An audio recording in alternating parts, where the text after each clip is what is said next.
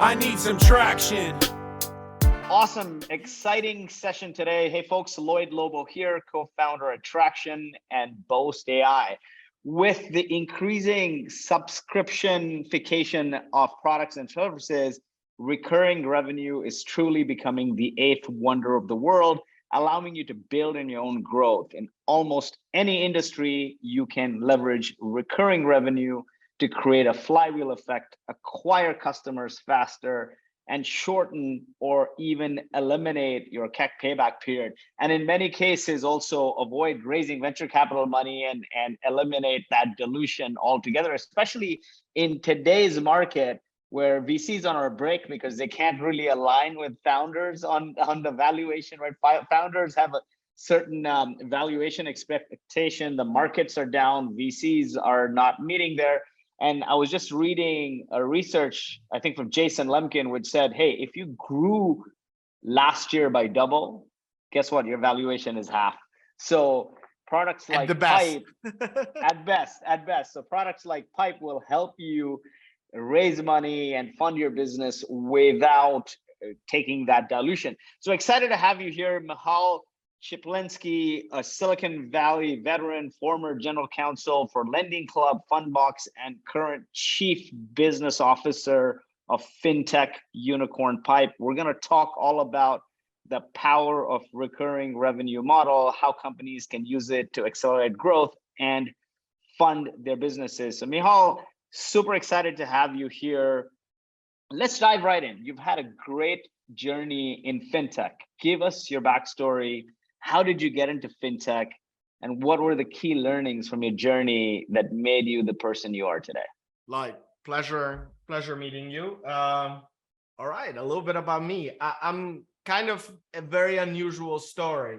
Started as a trader in the world of hedge funds in London, then decided to become a lawyer and became a senior attorney at the law firm of Schulte, Ruff & Zabel, which only deals with hedge funds. So I stayed in the trading world, and that's kind of like my story. I stayed very close to investment management, to asset management.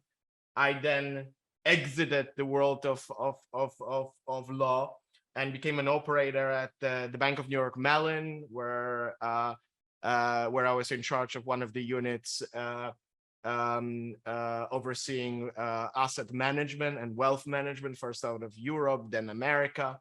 Then together with my dear friends Ayal and Tomer, started Fundbox, and I was the first chief operating officer and general counsel, and I think guy that fixed everything, including, I still remember, there's still a picture of me fixing a zero copier in 2009 or 10 when it broke, and we realized we needed to work.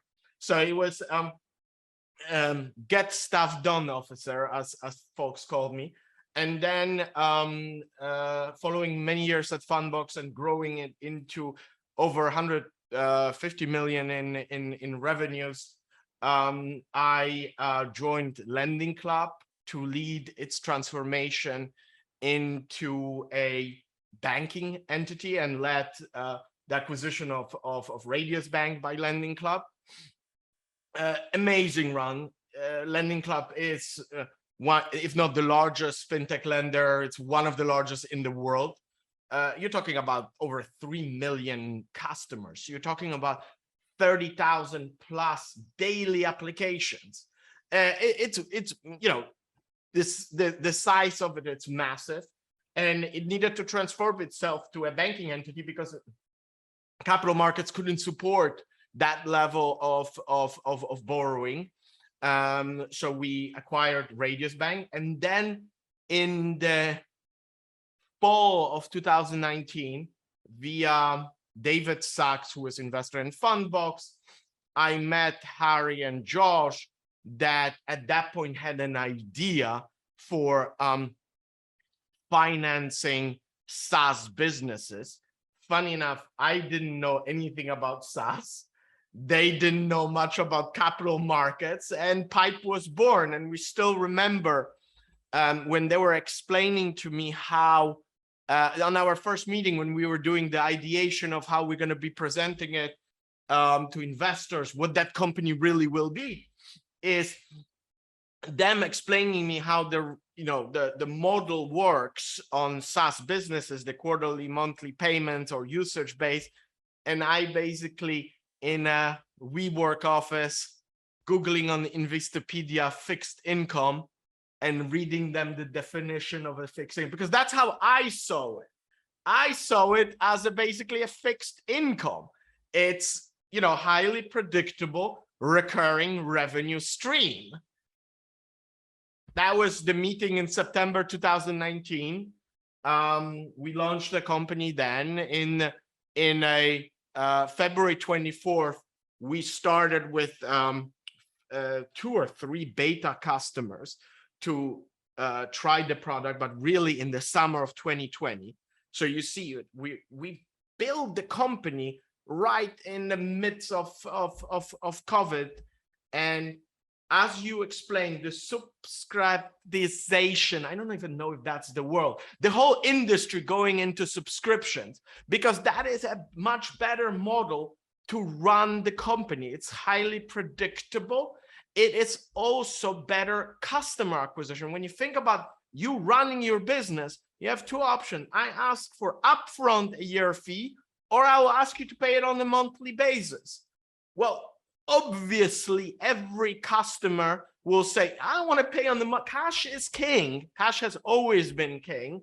And as a result, I prefer to pay on the monthly or quarterly basis versus on an annual basis. Granted, there are companies large like Salesforce that can demand upfront payments, but even through this Salesforce investment into Pipe, they would like to actually to move into also other areas where customers cannot support 50, 100K investments into software, and would rather prefer paying on a monthly or quarterly basis. They can do that with Pipe. Exactly. I think everyone's moving into the subscription phase, right? Every app, whether it's B2B, B2C, if you have a product that customers need over and over again, you can make it a little cheaper and get people to subscribe, and you have a long-term customer versus a transactional model. Funny enough, the cheaper. So look, the cheaper is an interesting thing. One of the foundation of Pipe is that we realized that in order to charge annual fees, you are typically granting a huge discount, sometimes going into 40% over the. So again, even for the companies that have 2 models, monthly and annual, the annual is charged at the huge discount towards the monthly thing. So it's actually the interesting part is that even the companies themselves that do want to move into the annual charge a discount. So now they can use Pipe and achieve the same results without charging that discount. Correct, definitely. And that is what I've seen, right? A lot of big companies, especially the bigger the company like Salesforce or HubSpot, they're like, hey, subscribe annual, pay upfront and get this discount. But a lot of people, you're right, cash is king, especially in today's market. I don't want to eat that all cost up front. I'd rather pay month to month, even if it requires me to fork a little bit more, that there's more certainty in the cash flow in my bank account. So you guys really got your first customers at the beginning of COVID in 2020. What was that journey like? Tell us about that journey from getting your first customers idea all the way to becoming a unicorn, $1 billion company. We're a multiple unicorn. That's first. But let's start from the following. It comes from actually big kudos to David Sachs, which always says, listen to your customer. As a founding team, you should be on your customers from day one. So we realize our customer is typically a CFO or a CEO of a company within our audience, within each company. And we've learned and we listen to them as to what their pain points are. Their pain points are, businesses run on recurring models find it almost impossible to get any sort of bank loans debt, except for venture, but that's also quite limited because traditional financial service institutions don't know how to underwrite recurring revenue models, because it's not one, it fluctuates, two, it's spread over time. And it's a fairly new model when it comes to running the company. So that's A. Two, they have data. They use subscription managers, so the way they interact with their customers. They use online accounting software. They, via API connections, now you can connect to the bank account. So you have enormous amount of data that you can construct the financial picture of these companies. So you have data, you have TAM, which is total addressable market, which is all of the companies that went into recurring revenue models, subscription models, but they can't go into traditional banking services. And you have buy side that is searching for alternatives to what is right now fixed income, which is, I don't know how much your audience knows about the fixed income, but fixed income is not majority of the traded on global markets, but it's like 80 to 90% of the total dollar volume. That's actually fixed income. Fixed income is your treasuries, it's your corporate bonds, it's your municipal bonds. It's massive amount of highly predictable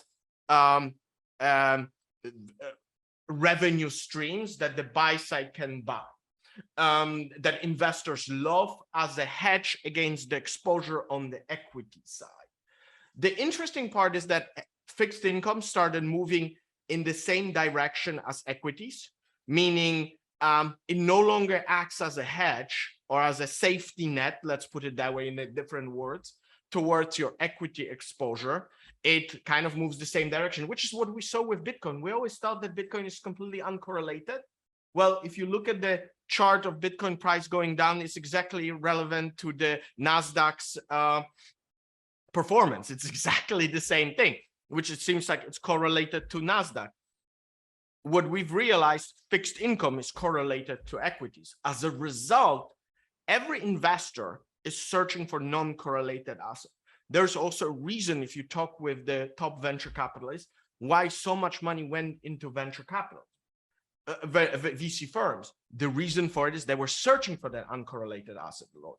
So here comes Pipe, completely uncorrelated to the buy side as well. The performance of the equities versus performance of the, your monthly subscription for XYZ software, it's not correlated. It has no relevance. You're going to use Netflix irrespective of Nasdaq's performance. Definitely. Now, if you look at what's happening on the customer side, right, your founders, CEOs of technology companies that you talked about, the media has played a huge hand in skewing our idea of success and making us feel like, hey, there's one path of building a startup. Find a co-founder, raise money, get written up on TechCrunch, keep raising more and more rounds. But with the emergence of Pipe and non-dilutive capital alike, a lot of companies are delaying now raising venture capital. They're taking the bootstrap route.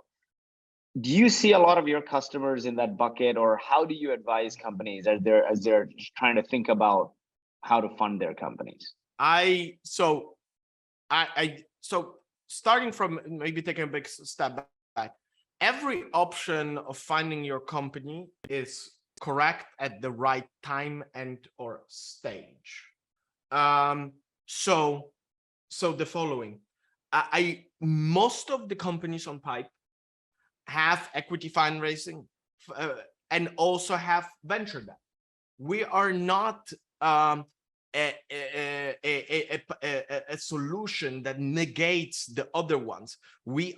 Pipe is a working capital solution for booked contracts, revenue that you have already sourced and paid for in your customer acquisition cost. You know that it's coming. It's just time delayed. That is what Pipe. So look at every CEO, every CFO of the company should look at their capital stack and at what types of capital they can obtain in each and every given stage. Grant, when you're starting the company, Lloyd, you don't have revenue, you don't have product market fit. Pipe is probably not the right solution for you. Equity. Then you're growing, you may be given a bit of a venture debt, still not yet product market fit, you're still building your company. The moment you hit rinse and repeatable revenue from the core cohorts of your product, Pipe is your product, because it is monumentally cheaper than equity, which is highly dilutive. And every founder realizes this after selling their company. Oh my God, I used to own 50% of the company, now I own 3% of the company. How the heck it happened? Well, that's called equity fundraising. And at some point, it does matter. And especially it matters when, these are not large exits, which is majority of it. It's like that few 100,000, few million really does matter for, a 10-year typical journey of building companies. On venture debt, right at some stages of the companies, but highly restrictive. There are significant covenants, financial restrictions that are being put on that. And an ability to get out of that debt is also, limited. You really need to pay it off in full before you're able to grow your company and utilize other sources of capital. Pipe doesn't have any of those constraints. Because on Pipe, you trade a portion of your recurring revenues, a portion of your subscriptions for upfront cash from the buy-side investors. Pipe is a trading platform for recurring revenues. That covenant thing is actually something that people don't know and they fall trapped to. What are some common covenants in other forms of debt that, with a company like Pipe, founders can just completely avoid? That's a really good question. And it's true. Like the moment we say, have you read your XYZ bank conditions? And they're like, well, no, it's like that. I know I have to pay principal plus yield. And we're like, no. You typically are not allowed to use any other financial products. Can't subordinate. Usually they won't let you subordinate. You can't subordinate, but you can't also use, if you have XYZ bank, you can't, for example, legally, you're prohibited from using, I don't know, give an example, American Express or Ramp card, which are great products for the uses of it. You also have to keep a certain amount of money in a bank account, which makes the product completely confusing to the founder, that when they're actually, especially when they're finding themselves with a notice from the bank, oh, by the way, you tripped our covenants, meaning your cash is going lower. And then you're like, well, what does it mean? And it typically, let's put it that way. I've never seen a document in which the following wasn't said, which is you need to keep exactly the same amount of money as the amount borrowed, which means, what is that cash then? If you can't use it really, or have to keep the same collateral on your bank account. So again, it serves purposes at stages where you still are developing the product to supplement your equity fundraising or to bridge it. But what we're right now finding ourselves, let's put it that way, we're having this conversation Wednesday, October 19th. Everybody knows where the markets are, and the growth stages of fundraising are pretty much gone. I haven't heard, and I talked to majority of the large growth funds, they're not even raising yet because they don't know what the valuation at that stage will be, because those stages are very much a discount on the public markets valuations. Since those valuations are still not yet fixed, nobody is raising. So if you are post round A or B company, you're facing a real cliff when it comes to fundraising. And that's where Pipe comes in, because at that point, you typically have a product market fit. You have rinse and repeat recurring revenues. You just need that money up front so that you could grow your company and or sustain it. That's what we're seeing a lot right now happening on the customer side from what we call the sell side, which is companies with recurring revenues coming in. These are very well-run companies that had stalwart round, seed, round A and round B investors, but right now finding there's no more Tigers, there's no more SoftBanks of the world. They mostly exited the market. So there isn't. They made a lot of noise and then exited the market, leaving a lot of companies high and dry. Look, they made a lot of money. They made some great bets, some not so much. But look, the reality of it is that right now, the growth stage of privately held companies is the one that's most at risk. So Pipe, the beauty about Pipe is that we don't have an upper limit or lower limit of financing companies because it's a trading platform, and buy-side purchases into the percentages of each and every recurring revenues. So we can finance, $50,000, $10,000 recurring revenues, all the way up to hundreds of millions of recurring revenues. So there isn't a typical, as with some of the lenders, Pipe is not that. Typical lenders recycle debt, which means they go to a bank and obtain what we call the warehouse line, which is a fancy name for a credit line from a bank or a financial services institution. And then they recycle it at the higher interest rate. But they are capped with not only the interest rates charged by that bank, but also the size of that warehouse line. Pipe is not. So that's why a lot of folks, including the top VCs, are sending us right now their customers, because they're realizing that that Pipe's model really shines the moment you have all of those fluctuations. Because if everything goes to up, giving money is an easy thing. You have a lot of companies then coming up, but a lot of founders are finding themselves in the following situation: like, I got, let's say, 100K from XYZ lender, I need another 100, and that lender says, I'm no longer in the business, or I can't give any more money because I'm gone. That's not the case with Pipe. We grow with our companies. Certainly. And the one thing, I'd also like to add there is a lot of these lenders, they force these warrants, and those warrants are non-negotiable. What are your thoughts on that? Because with Pipe, there's no warrants as well, right? Well, that's the interesting part, is that's how most of the venture debt lenders make money. It's not really off of the interest, but off of those warrants.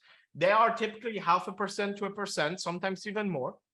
So that's like equity in your company, basically. Yeah, a warrant is an equity in your company. You just basically look, when you are early stage, giving away 1% doesn't really matter, and every founder finds themselves, okay. But then, let's put it that way. I hope that every founder is successful. At some stage, if you're successful, that 0.5% or that percent really does matter. Because that's the percentage that you, after 10 years of sweat, tears, and seeing less your significant others, your family, etc., gave up for pretty much nothing. So I always urge everybody, read those conditions, understand what you're signing up for. It's much more than just interest. These conditions, which is the covenants, plus which is the financial conditions, keeping your money, certain money in bank accounts, certain revenues, not usage of other financial services product, but also those warrants are just costly. I advise, if you sell your company at let's say $100 million, 1% is $1 million. That's on top of the interest rate that you pay. That makes a typical venture that is somewhere around 1 to 2 to 3 million. So the example is very simple and frightening when I give it to. Let's assume it's a 1 million venture debt. Your exit is 1 million. Let's assume the warrants are 1%. You just pay 100% APR on that. It's not the 6 or 3 or 5 that is being quoted to you. You paid over 100% for it. The cost of it is huge, actually, at the end. You know, a company I'm advising is like, I think 15 million or so in revenue. And they had a venture debt provider with this covenant of X amount in the bank. And they freaked out with the market, and they knew they're going to hit lower than that for maybe a month or so. And they were forcing the company to liquidate to pay that. And I thought that was just ridiculous. So, I mean, you're right. If in extreme cases, it can force you into bankruptcy. And so you got to really pay attention to these covenants, these warrants, and founders. So many founders I know, they just don't read it. Well, I to be honest, I don't know many founders that do read it. I think a lot of folks that are coming into Pipe is exactly those realizations. I haven't read it. I haven't realized what the heck I signed up myself for. That's A. But 2, really, I think the enforcement of those covenants, it's significantly more than people think. I hear it's always enforced. it's actually assume exactly. Very good. Founders, for some reason, because they're being sold a product, remember, you're being sold by a salesman. They're very good at that. The covenants will always be enforced. The banks, from the regulatory point of view, have no option of not enforcing. If you ever ask them, do you have an ability of not enforcing it? Legally, they don't. And that's the problem. They are always enforced. So hopefully none of your listeners find themselves in this situation, but many do. Again, if you don't have product market fit, that's your only option of financing. Use it, but use it smart, understand the limits of it and understand the conditions, and move, as with every company, move towards less and less restrictive products, move towards cheaper products. As your company grow, you should obtain better pricing and less restrictive products. I want that. I'm like, to be honest, we all want the economy to grow, and the economy are the companies. 100%. Well said. And that's some great advice here. Now I want to dive into the process with Pipe. What does a company need to show? What sort of documents, metrics you like to see? What are the necessary steps, and how long the process of obtaining this funding can take? So walk us through that end to end. All right. So that's where the magic, that's where I'm always love to talk. So I will start with, it takes a few minutes. And then you'll be like, what? But it does. What? Exactly, it does. So you have to connect your bank account. That takes 30 seconds, depending on how fast you type your user credentials. And then any of the other data sources, depending on the type of a business. Pipe supports significantly more than typical recurring revenues, which is SaaS businesses. We support property management businesses, services businesses, direct-to-consumer platform, large entertainment facilities. We are just, and the venture and hedge fund management fees. So we're way beyond just the typical SaaS. Actually, nearly 50% of our volume are those other verticals. But let's start with the simplest, which is you have a SaaS business. You always have a bank account, that's always required. And then you would connect the way you interact with your customers. So it can be as small as, your Stripe. So you're just basically billing payments, all the way up to the NetSuites of the world. We want to get your interactions with the customers so that we understand much better and can trace it together with your bank account, the performance of your cohorts. So what happens in the background in those nanoseconds, Lloyd, is that we could reconstruct the financial picture of your company and rate you using our own rating methodology. And buy side, which is the banks, the credit funds, never see a name of your company, never know what, because they invest in index exposure into each and every grade, and they typically have percentage allocations into it. In other words, connect your bank account, a minute. Connect your billing manager, a minute or two. System analyzes it within as fast as 2 to 3 minutes. You have your bid price, which is the discount on your subscriptions, and your trading limit, which is the maximum amount of cash that you can obtain for your subscriptions. At that stage, that limit fluctuates. As your company grows, it grows with you. If you trade the subscription before 1:30 p.m. Eastern Standard Time, you will get your money the same day. This is the power. This is the magic of Pi, is that it's fully automated. There's no back and forth with the documentation. There is no credit officers taking 3 to 6 months like they do at the banks, and going through massive amounts of due diligence on your company. We've learned how to analyze the companies on the basis of what we consider the core and the most important data, which is your cash flow and your customer interaction. That is fantastic. And what's the highest ticket size you've written? Well, it's anywhere from, so the way we look at this is a little bit different, because we look at the ARR, annual recurring revenue. So as small as 50 to 100K ARR, and as much as several hundred million ARR. The ticket sizes really vary because there are percentage of it, and they run from thousands to tens and tens of millions. Wow, that is unbelievable. So let's go into the costs associated with recurring revenue financing. So the cost is typically a discount on the subscriptions traded, and they really. So I get this question a lot of time, and I answer it the following way: what is the average cost of stock on New York Stock Exchange? You would look at me like, what are you asking? That's not, there isn't. It's kind of like the same thing here.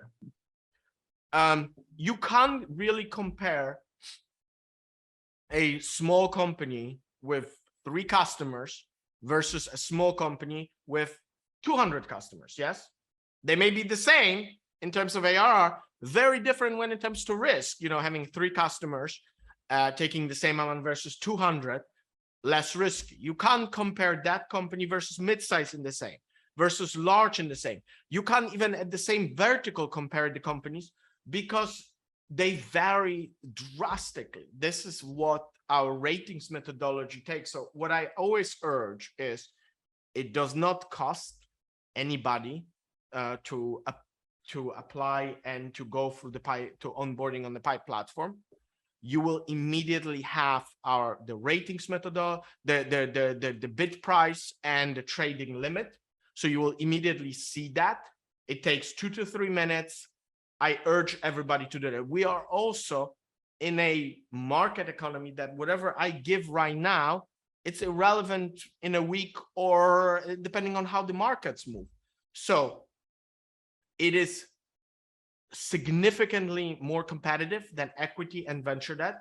And on a daily basis, our clients choose us over even standard banks and certain credit lines, even for larger companies. That should give you a suggestion, or that should answer to this general question: is Pi price competitive as well? The answer is yes, it is. Fantastic. Now, I get asked this a lot. How is this different than traditional RBF, or like revenue-based financing? Because we're talking about SaaS financing or recurring revenue financing, and RBF has been around, or sort of revenue-based financing has been around for a while. So tell us more about that. How should people think about it? Look, revenue-based financing is typically options that include lending So effectively speaking, lending gains a certain revenue, which and typically folks that do it via the warehouse model that I discussed before, which is they're raising a certain deadline from the banks and they're recycling it, making the application easier. And which, you know, what I did in the past at Lending Club and at Fundbox, I just realized that that model doesn't scale beyond a certain thresholds, because it has limitations such as the size of those warehouse lines and also the minimum price charged by the banks to issue those warehouse lines. So what I would say, Pipe's model, and especially the current situation is showing it, is the most flexible and the one that you can grow with. You can start small, and as your company expands, that capital is there for you because the buy side will always be bidding for it. And on a continuous basis, those prices will be increasing, will be getting better versus the relative market situation, because the buy side will be getting more comfortable with your business as the longer you stay on the platform. Certainly. Now, and also comes a lot of the RBF lenders I've seen, they come with covenants, they come with warrants, even though they're not big banks and they are, you know, private sort of investment banks, they still come with those. Yeah, those because issues, these are right? typical lending options, and they are typically recycling the credit lines from the larger financial services institutions, from the larger banks. Again, there's a space for everybody. Pipe really works well when you have rinse and repeat and product market fit. If you do, I don't find, and I think, you know, the thousands upon thousands of clients that's applied for Pipe and are on our platform, it's just the best, you know, as I said, proof is in the pudding. They're at all stages of growth, which means Pipe works when you're small, mid-size, and a large company. We have some public companies on the platform. Majority are private. Majority have, you know, are heading towards really successful exits because they found product market fit. You know, I think product market fit is the key thing. You shouldn't take money, you shouldn't invest in growth if you don't have product market fit, because you're just taking money and smoking it in the fire. So, I mean, that is a great indicator, right? And I think one of the key indicators of product market fit is you have high engagement, high retention. Your customers are not leaving you. But is there a revenue range, like a starting revenue range that companies should reach before using recurring revenue financing? At Pipe, we're probably looking at somewhere around 100K ARR.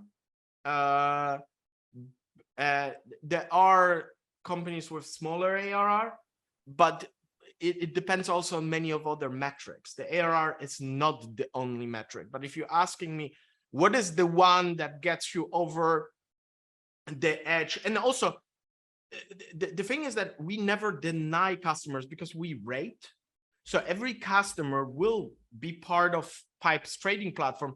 There just may not be any bids from the buy side for the grades of that risky customers, which is very, very early stage. Typically, I mean, you've launched several companies. You know that 100K ARR, it's the first threshold of, okay, I got something here. The 1 million is, no, I have a business. The 10 million is, I will sell it. The 100 million is, I'm selling it. I mean, like that. I mean, David Sachs has done, and I do urge everybody to read his Substack and he's the way he advises the companies, especially in the recurring revenue stage, that's what he invests. He's Mr. SaaS. He invests in SaaS-based companies, is how to run these companies. These stages, they may vary a little bit, but it's really there. And it's proven right, even though it's simplistic, it's just proven right so many times that I'm just going to be evangelizing it right now. And, you know, you said it right, 100K, I have something. or rather people care. A million is, hey, there's a business. 10 million is I can sell it and make some cash, and probably 100 million is, hey, I'm on the race to an IPO. I could IPO. I could get a lot of money. I mean, 100 million, you are already 100 million ARR. Not only you are in the race to an IPO, you will sell it. There's also huge, and David will say it and repeatedly will say the following: there is a monumental difference between 1 million and 10 million. I know that it sounds but that is not 10x. That is thousands of x in the terms of what you as a company have to grow into. Between the 10 million and 100 million, interestingly enough, that's the time. It's the biggest factor. Not so much growing the company, it's just the time to get to that level, because you have already the operation and product market. But you hire, between from 10 to 100, you end up making some bad hires.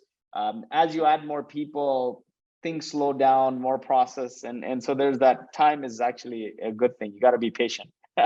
you gotta be patient, seek advice. In principle, I advise everybody, seek good advisors.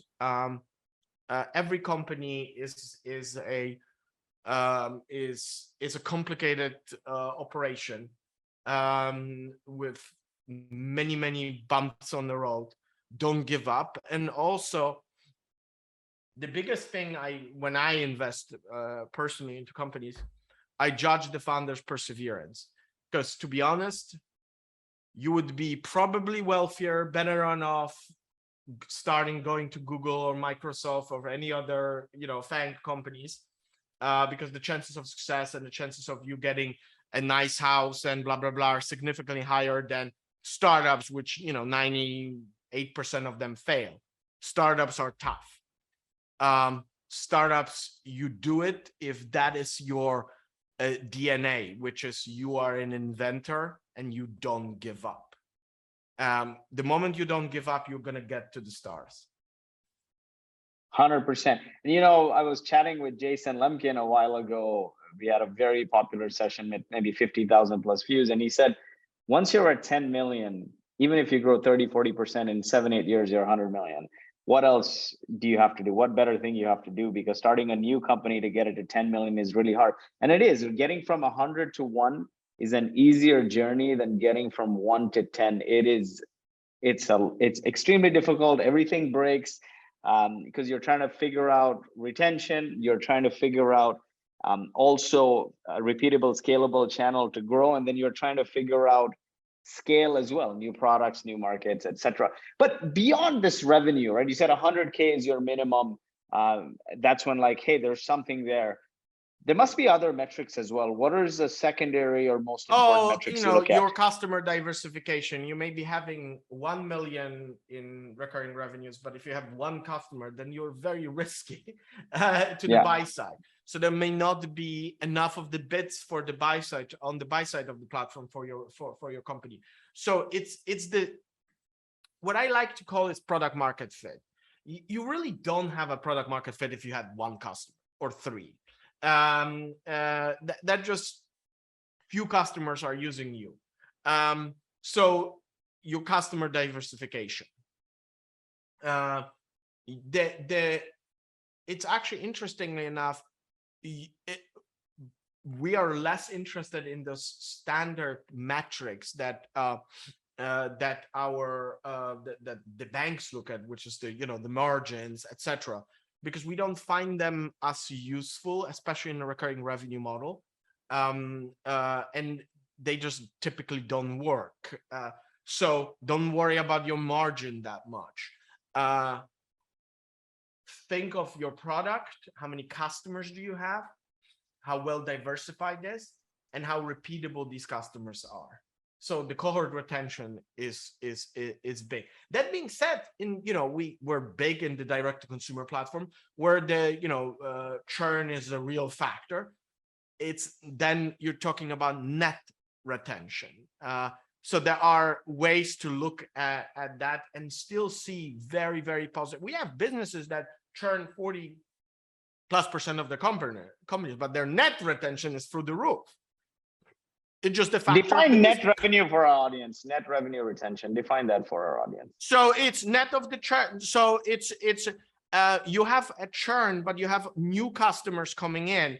So you can look at this in a variety of ways, and you can get scared of, oh my God, they're losing, because typical B2B SaaS churn is somewhere around 5%. In direct to consumer, it's sometimes up to 50%. It doesn't matter as long as you build a platform to replace these with the new on a continuous basis. And as a result, I don't really care about your churn. I see it as a regular way of running your platform. What I care about is, what is your net retention? How much customers do you really retain on a net basis? We will look, and that's what the uniqueness of Pipe. We built our ratings methodology not on the basis of non-recurring companies, not SaaS companies, or not recurring revenue companies. We build it on recurring revenues. That's what we do, versus the banks and other financial institutions that are trying to adapt their regular model, which is I buy a car and I pay 100% for it on day one, to every other model. That doesn't work. Why doesn't that work, though? Because I mean, that's more certain. Because, well, a lot of subscriptions, Lloyd, are so there are a variety of types of subscription. You've got annual commitment, paid monthly or quarterly, but you also have paid monthly. You also have the growing size, which is usage-based. Funny enough, majority of the SaaS B2B is actually usage-based, which is either per seat or per whatever data that you are buying from the platform. So the interesting part is that you will find yourself in having to rate, and or as just banks do, underwrite a business that is significantly less predictable unless you build models for each and every type of a subscription. And that's what we have done. Over 50% of our employees are engineers and data scientists. We actually build models that support our ratings methodology. We understand your industry, your sector, and what are the typical cohort retentions on the basis of your past data. Definitely. Fantastic. Now, Pipe has nearly pioneered this space, right? But the SaaS financing landscape has been growing fast in the last couple of years. Where do you see all of this headed next? What are the trends you're seeing as you go into the next two to 5 years? So I see a couple of things. I see a massive consolidation. So that as Pipe has defined the category and created it, we were the first large SaaS financing solution, and now we're way beyond that. There were many followers. There's the interesting part is that founder of one of the largest VC firms, I met with him about 2 months ago, and he says there isn't a month when he doesn't have a pitch of Pipe for X, Pipe for this, Pipe for that. So it's great because we know that we've done something right. We created a category. I do believe that there will be folks originating and being really, really good at originating in certain categories, but, and this comes the interesting portion of it.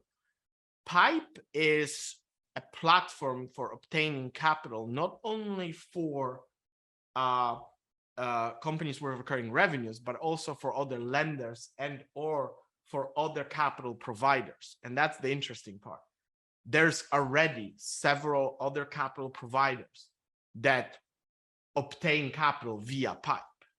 So Pipe will be a platform not only for companies, SaaS, but also for other lenders and or for other debt providers that are originators in given spaces, and we already do that. So Pipe is a massive infrastructure play of obtaining capital on highly predictable recurring revenues. Definitely, and I'm seeing on the website, like for M&A, you've got services business, you've got media and entertainment. This is very interesting also for investors that are leveraging you to lend. That is amazing. Now, what are some big products you see Pipe launching in the next little while, or anything exciting that's coming out of Pipe that we should keep our ears out for? A lot of exciting stuff, but I would ask that you stay tuned to us. Pipe is launching in new verticals. Pipe is significantly expanding beyond and adding into the diversification on the platform, because that's what our buy-side investors ask for. So please stay tuned. I like to always keep it to our marketing departments, and we typically work with partners. So there's a lot more in work. Pipe is growing. We are, we're a massive company at this point in terms of not only the valuation, the money raised, but also most importantly, because these are vanity metrics, most importantly, the people that we have. We have one of the brightest folks around that are building the next generation, that are not interested in building another company. They're only interested in building the next generation company. And that's what we're doing.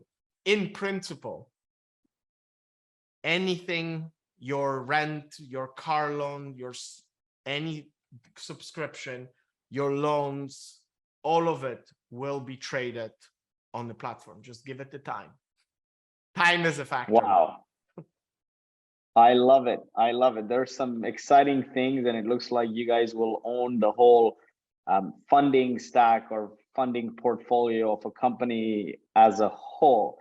Where can we follow you on social media? I know we can follow Pipe on Twitter. That's @Pipe, and on LinkedIn, it's Pipe Technologies. M_Cieplinski, CIEPLINSKI. It's M_CIEPLINSKI. That's where you can follow me on Twitter. These are my tweets. So it's all over the place, but I am vocal, and I do believe everybody should have a voice. Everybody should have an opinion. Otherwise, life is not worth it. Life is tough, and hence live it and build amazing businesses and build them on Pipe. Fantastic. Thank you so much. This has been a great session. I learned a ton about Pipe, about the revenue financing landscape, the recurring revenue financing landscape, the pros, the cons, and the future of the funding landscape. And we're going to follow you, M_Cieplinski on Twitter, on LinkedIn. We'll stay tuned to pipe.com and @Pipe as well on social media. Thank you so much, and wishing you great success. Thanks a lot. Thanks, guys. Cheers. Cheers.